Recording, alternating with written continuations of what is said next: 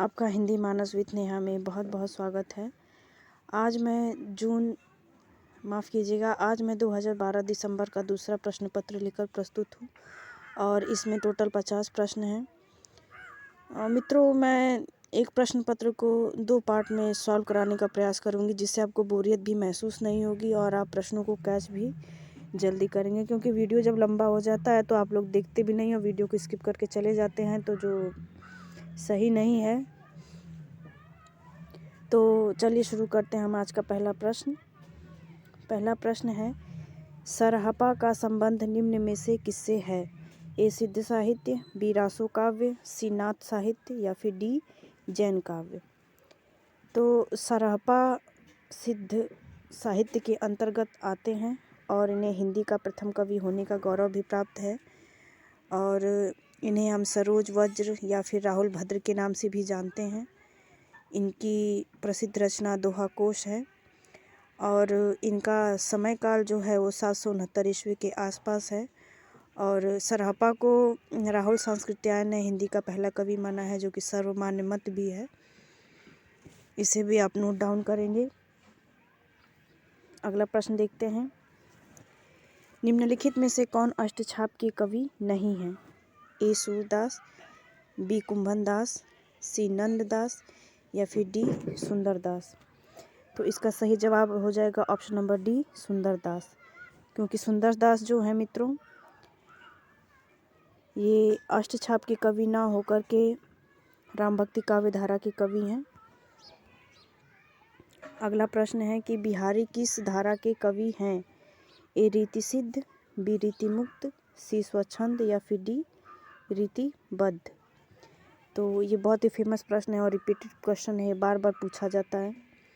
तो इसका सही जवाब हो जाएगा ऑप्शन नंबर ए, बिहारी रीति सिद्ध काव्य धारा के कवि हैं। जैसे कि आपको पता ही होगा या नहीं पता है तो आप नोट डाउन कर लेंगे कि आचार्य विश्वनाथ प्रसाद त्रिपाठी ने रीतिकाल को 3 काव्य धाराओं में बांटा था या फिर 3 भागों में बांटा था, जिसे हम रीति सिद्ध, रीति मुक्त या फिर रीतिबद्ध कवि कहते हैं। अगला प्रश्न देखते हैं, प्रेमचंद किस प्रवृत्ति के उपन्यासकार हैं? ए आदर्शवादी, बी यथार्थवादी, सी आदर्शोन्मुख यथार्थवादी या फिर डी यथार्थोन्मुख आदर्शवादी। तो इसका सही जवाब हो जाएगा ऑप्शन नंबर सी, आदर्शोन्मुख यथार्थवादी। अगर आप प्रेमचंद की जो प्राथमिक रचनाएं हैं तो वहाँ पाएंगे कि प्रेमचंद आदर्शवादी रचनाएं लिखते हैं। कहने का तात्पर्य है कि रचना के आखिरी में वो आदर्श को ही सर्वोच्च स्थापित कर देते हैं। लेकिन जब प्रेमचंद उत्तरोत्तर उनकी आप गद्य कृतियाँ देखेंगे या फिर रचनाएं देखेंगे, उपन्यास देखेंगे, तो वहाँ हम पाते हैं कि वो आदर्श की तरफ उन्मुख हैं लेकिन यथार्थ भी लिखते हैं। तो इसका सही जवाब हो जाएगा ऑप्शन नंबर सी। अगला प्रश्न देखते हैं। अगला प्रश्न है कि अमृतलाल नागर के जीवनी परख उपन्यास खंजर नयन में किसके जीवन का चित्रण किया गया है? ए सूरदास, बी तुलसीदास, सी रैदास या फिर डी मीराबाई। तो सबसे पहले तो इसका हम सही जवाब देखते हैं। इसका सही जवाब हो जाएगा ऑप्शन नंबर ए सूरदास। लेकिन इसके अलावा मैं आप लोगों को एक और जानकारी देना चाहूँगी कि अमृतलाल नागर ने तुलसीदास के जीवन पर भी उपन्यास लिखा है, जिसका नाम है मानस का हंस। क्या नाम है? मानस का हंस। अगर प्रश्न ये पूछ लिया जाए कि अमृतलाल नागर ने जीवनी परक उपन्यास मानस का हंस किसके जीवन पर लिखा है, तो आप उत्तर देंगे तुलसीदास। इसका प्रकाशन वर्ष सन 1972 ईस्वी था, मानस के हंस का। अगला प्रश्न देखते हैं, अंग्रेजी स्वच्छंदतावादी काव्य का प्रभाव हिंदी की किस काव्य धारा पर दिखाई देता है? ए प्रगतिवाद, बी प्रयोगवाद, सी छायावाद या फिर डी नई कविता। तो इसको समझने के लिए हमें गहराई में जाने की ज़रूरत है मित्रों। प्रगतिवाद में जो शोषक वर्ग के प्रति हमें बहुत ही कह सकते हैं कि मुकर विरोध या कड़ा विरोध देखने को मिलता है। प्रयोगवाद में आगे के द्वारा जो संपादित तार सप्तक थी, वहाँ से प्रयोगवाद की शुरुआत मानी जाती है। तो वो लोग कुछ अलग तरह की कविताएं लिख रहे थे, लेकिन ये दिया गया है कि स्वच्छंदतावादी। तो ये स्वच्छंदतावादी छायावाद को दर्शाता है, क्योंकि छायावाद के जो 4 बड़े कवि थे, उन लोगों ने अपने स्वच्छंद विषयों पे कह सकते हैं कि ये जो रूढ़ियाँ थी उनको तोड़ते हुए, द्विवेदी युग छायावाद से पहले आता है, तो वहाँ पे हिंदी को परिष्कृत करने के साधन के रूप में कविताएं लिखी जा रही थी। लेकिन जब छायावाद का आगमन हुआ तो इस काव्य धारा में कवि स्वच्छंदतावादी काव्य को महत्व देने लगे। तो इसका जवाब हो जाएगा ऑप्शन नंबर सी, छायावाद।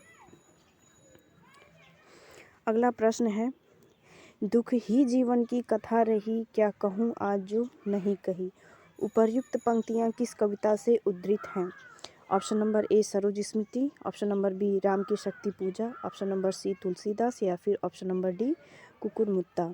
तो इसका सही जवाब हो जाएगा सरोज स्मृति, जिसका कि रचनाकाल था सन 1935 ईस्वी, और ये महाकवि निराला के द्वारा लिखा गया हिंदी का बहुत ही उत्कृष्ट रूप का शोक गीत है, जो कि उनकी पुत्री सरोज थी। मात्र 19 वर्ष की अवस्था में उनका निधन हो गया था। तो उस पे उन्होंने अपनी कृति लिखी थी सरोज स्मृति, जो कि संपूर्ण हिंदी काव्य धारा या हिंदी साहित्य का बहुत ही उत्कृष्ट शोक गीत है। तो इसे हम याद रखेंगे। और ये जो लाइन है कि दुख ही जीवन की कथा रही, क्या कहूँ आज जो नहीं कही, ये लाइन कहीं ना कहीं उनके दुख को, उनकी अंतस वेदना को बहुत ही अच्छी तरीके से उजागर कर रहा है। तो हम इस लाइन को भी याद रखेंगे। बहुत ही रिपीटेड प्रश्न है। और बाकी जो इसमें दिया है राम की शक्ति पूजा, तुलसीदास और कुकुरमुत्ता, तो ये भी निराला की रचना है। तुलसीदास जो है ये लंबी कविता या फिर प्रबंधात्मक कविता के अंतर्गत आती है। और कुकुरमुत्ता जो है मित्रों, इसमें जो कुकुरमुत्ता है वो शोषित वर्ग का प्रतिनिधित्व करता है, और इसमें एक गुलाब का उन्होंने उपमेय लिया है, जो कि शोषक वर्ग का प्रतीक है। अगला ये ऑप्शन नंबर बी है राम की शक्ति पूजा। इसमें जो राम है उनके असमंजस को बहुत ही अच्छे से निराला ने दिखाया है। तो हम इसे भी नोट डाउन करते चलेंगे। अगला प्रश्न देखते हैं, रस आखेटक के रचनाकार हैं। Option number A Hazari Prasad Dwivedi, option number B Vidyaniwas Mishra, option number C Kubernath Rai, option number D Sharad Joshi. तो इसका सही जवाब हो जाएगा कुबेरनाथ राय। रस आखेटक इनकी रचना है। और कुबेरनाथ राय मुख्य रूप से निबंधकार के रूप में प्रसिद्ध हैं, और इन्होंने ललित निबंध ही लिखे हैं। हजारी प्रसाद द्विवेदी भी ललित निबंधकार हैं, विद्यानिवास मिश्र भी ललित निबंधकार हैं, शरद जोशी जो हैं ये व्यंग निबंधकार के रूप में या फिर व्यंग्यकार के रूप में बहुत ज़्यादा प्रसिद्ध हैं। तो हम इन्हें भी समझेंगे, और मुझे ये पूरा विश्वास है कि जो मैं अतिरिक्त बातें आप लोगों को बता रही हूँ उन्हें आप देखेंगे, समझेंगे, अपने दिमाग में कैच करेंगे। अगला प्रश्न देखते हैं, प्रश्न नंबर 9, निम्न में से कौन सी हरिशंकर परसाई की रचना नहीं है। ए विकलांग श्रद्धा का दौर, बी ठिठुरता हुआ गणतंत्र, सी प्रेमचंद के फटे जूते, या फिर डी जीप पर सवार इल्लियाँ। तो सबसे पहले तो हम हरिशंकर परसाई के बारे में जानते हैं कि ये बहुत ही घोर व्यंग्यकार थे, और इसका सही जवाब हो जाएगा ऑप्शन नंबर डी जीप पर सवार इल्लियाँ। ये शरद जोशी की रचना है, शरद जोशी, ये शरद जोशी की रचना है। अगला प्रश्न देखते हैं, एक बूंद सहसा उछली किस विधा की रचना है। ए यात्रावृत्त, बी संस्मरण, सी रेखा चित्र, या फिर डी निबंध। तो इसका सही जवाब हो जाएगा एक बूंद सहसा उछली, यात्रावृत्तांत है अज्ञेय का। अगला प्रश्न देखते हैं, आलोचक के मुख से किस आलोचक के व्याख्यानों का संकलन है। ए नंद दुलारे वाजपेयी, बी रामस्वरूप चतुर्वेदी, सी नामवर सिंह, या फिर डी प्रभाकर श्रोत्रिय। तो इसका सही जवाब हो जाएगा ऑप्शन नंबर सी, ये नामवर सिंह का आलोचना का व्याख्यान है, व्याख्यानों का संकलन है। तो मित्रों, नामवर सिंह के बारे में एक बहुत ही ज़रूरी बात ये है कि ये हजारी प्रसाद द्विवेदी के बहुत ही प्रिय शिष्य थे। अगला प्रश्न देखते हैं। समय देवता किस कवि की कविता है? ए केदारनाथ अग्रवाल, बी नागार्जुन, सी माखनलाल चतुर्वेदी या फिर डी नरेश मेहता। तो ये रिपीटेड प्रश्न है और बहुत ही मोस्ट इम्पॉर्टेंट है, ये अतिरिक्त परीक्षाओं में भी पूछा जा सकता है। समय देवता नरेश मेहता की रचना या फिर कविता है। अगला प्रश्न देखते हैं। ऑफ ग्रामेटोलॉजी के लेखक हैं? A Jacques Derrida, B Richard Rorty, C Fredric Jameson या फिर डी पॉल दी मान। तो इसका सही जवाब हो जाएगा ऑफ ग्रामेटोलॉजी जैक डेरिडा की रचना है। अगला प्रश्न देखते हैं। प्रश्न संख्या 14 है कि निम्नलिखित में से कौन मार्क्सवादी आलोचक नहीं है? ए शिवदान सिंह चौहान, बी शिव कुमार मिश्र, सी प्रकाश चंद्र गुप्त या फिर डी रामस्वरूप चतुर्वेदी। तो इसका सही जवाब हो जाएगा option number D Ramswaroop Chaturvedi मार्क्सवादी आलोचक नहीं है। बाकी शिवदान सिंह चौहान, शिव कुमार मिश्र और प्रकाश चंद्र गुप्त मार्क्सवादी आलोचक हैं। इन्हें आप नोट डाउन करके रखेंगे। अगला प्रश्न देखते हैं कि मेरे राम का मुकुट भीग रहा है किसकी रचना है? ए विद्यानिवास मिश्र, बी विष्णुकांत शास्त्री, सी कुबेरनाथ राय या फिर डी गुलाब राय। तो इसका सही जवाब हो जाएगा ए विद्यानिवास मिश्र। ये विद्यानिवास मिश्र की बहुत ही प्रसिद्ध रचना है और हमारे एनटीए के सिलेबस में लगी हुई है। अगला प्रश्न देखते हैं। प्रश्न संख्या 16 है कि निम्नलिखित में से कौन सी आलोचना कृति विजय देव नारायण शाही की है? Option number A Jayasi, B Surdas, C Sahityalochan या फिर डी रस मीमांसा। तो इसका सही जवाब हो जाएगा ऑप्शन नंबर ए जायसी। अगला प्रश्न है। खड़ी बोली के विकास में फोर्ट विलियम कॉलेज का विशिष्ट योगदान है क्योंकि अंग्रेजों ने खड़ी बोली के विकास को प्रमुखता दी। बी है खड़ी बोली के प्रशिक्षण से विविध साहित्यिक विधाओं में सृजन हुआ। सी है खड़ी बोली में साहित्यिक लेखन युग की आवश्यकता थी। अब यहाँ पे दे दिया गया है कि कौन सा कथन सही है और कौन सा कथन गलत है। तो इसका सही जवाब हो जाएगा ऑप्शन नंबर बी। ए और सी सही है लेकिन बी गलत है। इसे हम चेक कर लेते हैं। अंग्रेज़ों ने खड़ी बोली विकास को प्रमुखता दी तो एकदम सही बात है क्योंकि अंग्रेज़ समझते थे कि कोई एक ही भाषा पूरे संपूर्ण देश में प्रयोग करके हम देश की सारी समस्याओं को सुलझा सकते हैं। तो ये बात तो एकदम सही है। अगला ऑप्शन दिया है कि खड़ी बोली के प्रशिक्षण से विविध साहित्यिक विधाओं में सृजन, ये बात गलत है। अगला ऑप्शन है कि खड़ी बोली में साहित्यिक लेखन युग की आवश्यकता थी, ये बात भी एकदम सही है क्योंकि कब तक हम पुरानी घिसी पिटी भाषाओं के सहारे काव्य सृजन या फिर अपने साहित्यिक युग का निर्माण करते रहेंगे। अगला प्रश्न देखते हैं। प्रश्न नंबर 18। ब्रज भाषा में गीतात्मकता स्वाभाविक रूप से आ जाती है। बी है ब्रज भाषा में परुष वर्णों का अभाव है। इसका सही जवाब हो जाएगा ऑप्शन नंबर बी। ए आंशिक सही है और बी सही है। इसे हम चेक कर लेते हैं। ब्रज भाषा में गीतात्मकता स्वाभाविक रूप से आ जाती है। इसका कारण ये है क्योंकि उसका जो शब्दकोश है वो बहुत ही मधुर भाषा या फिर हम कह सकते हैं कलात्मक भाषा प्रदर्शित करती है, इसीलिए उसमें गीतात्मकता स्वाभाविक रूप से आ जाती है। अगला प्रश्न देखते हैं। नई कविता में नए मनुष्य की प्रतिष्ठा हुई है। बी है नई कविता में व्यक्त मनुष्य का द्वंद्व अंशतः आयातित है। ए है ए सही बी गलत, बी है ए और बी दोनों सही, सी है ए सही और बी आंशिक सही या फिर डी ए गलत और बी सही। तो इसका सही जवाब हो जाएगा ऑप्शन नंबर बी। ए और बी दोनों सही हैं। प्रश्न संख्या 20 देखते हैं। छायावाद की निम्न विशेषताएं हैं। ए आत्मानुभूति की अभिव्यक्ति, बी साम्राज्यवाद के प्रति विद्रोह, सी सौंदर्य के प्रति अत्यधिक आकर्षण या फिर डी छायावाद रहस्यवाद का पर्याय है। तो ऑप्शन नंबर ए है कि सभी सही हैं, बी है ए सी डी सही है, बी आंशिक सही है, सी है कि सी आंशिक सही है, ए बी डी सही है, ए बी सी सही है लेकिन डी आंशिक सही है। तो इसका सही जवाब हो जाएगा option number D. Option number D है कि ए और बी सी सही हैं लेकिन डी आंशिक सही है।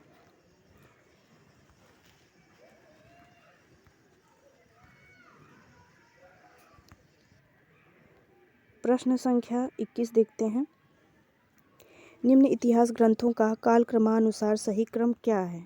ऑप्शन में है हिंदी साहित्य का आलोचनात्मक इतिहास, हिंदी साहित्य की भूमिका, हिंदी साहित्य का इतिहास या फिर मिश्र बंधु विनोद। तो इसमें सबसे पहले हम देखते हैं कि कौन सा आ जाएगा। तो यहाँ पे देखिए ऑप्शन नंबर डी में दिया गया मिश्र बंधु विनोद सबसे पहले आएगा, जो कि मिश्र बंधुओं की रचना है जिनमें श्याम बिहारी मिश्र, कृष्ण बिहारी मिश्र और गणेश बिहारी मिश्र थे। और दूसरा है हिंदी साहित्य का इतिहास, जो कि आचार्य शुक्ल का इतिहास है, ये आ जाएगा सन 1929 ईस्वी। हिंदी साहित्य की भूमिका, जो कि आचार्य हजारी प्रसाद द्विवेदी का है। हिंदी साहित्य का आलोचनात्मक इतिहास, जो कि डॉक्टर राम कुमार वर्मा द्वारा लिखा गया है, इसे हम अधूरा इतिहास ग्रंथ भी कहते हैं और इसका प्रकाशन वर्ष सन 1938 ईस्वी था। अगला प्रश्न है कि गोस्वामी तुलसीदास की रचनाओं का सही क्रम कौन सा है? ए गीतावली, दोहावली, विनय पत्रिका, रामचरितमानस। तो इसमें हम डायरेक्ट सही जवाब के बारे में बात कर लेते हैं।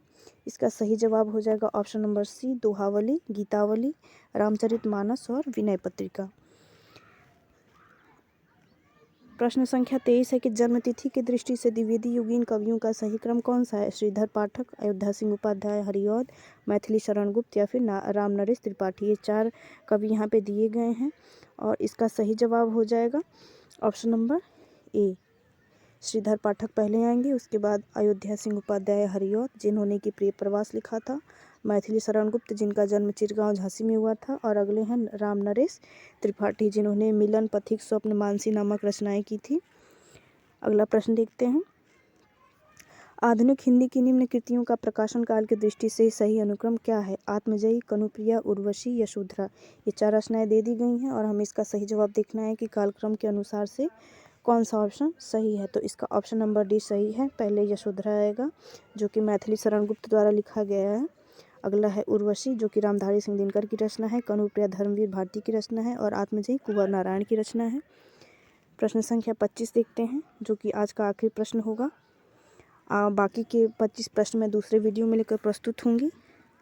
तो देखते हैं प्रश्न संख्या 25। निम्नलिखित पाश्चात्य समीक्षकों का जन्म की दृष्टि से सही अनुक्रम क्या है? अरस्तु, प्लेटो, लोंजाइनस, कॉलरिज। ये 4 समीक्षक दे दिए गए हैं और हमें बताना है कि जन्म की नज़र से इनका सही अनुक्रम क्या है। तो इसका सही जवाब हो जाएगा प्लेटो, अरस्तु, लोंजाइनस, कॉलरिज। प्लेट में आलू डालो बस और कॉकरोच इधर उधर घूम रहा है। ये मैंने अपने हिसाब से इन लोगों का शॉर्ट ट्रिक बनाया था। तो इसका सही जवाब हो जाएगा ऑप्शन नंबर बी।